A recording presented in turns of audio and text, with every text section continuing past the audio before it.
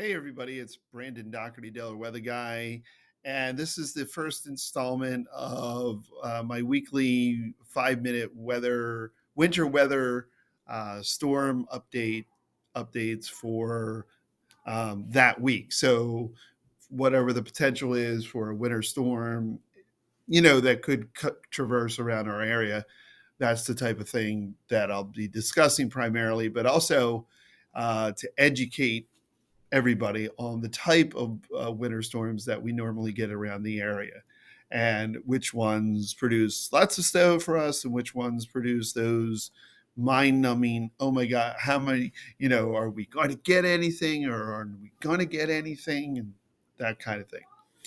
All right. So I want to start out with the type of storms that we could get. Um, the first is a Miller Type A nor'easter. That's your traditional nor'easter. This comes from the Gulf of Mexico and basically makes a trip up the East Coast and dumps a lot of heavy snow, primarily in the interior. But depending on its track, it could also dump a lot of snow on major cities. It all depends on track. And I'll be doing next week's episode. I'll be doing more about tracking of storms. Um, the other one is Miller B. Miller B's pretty much predominantly come from the west.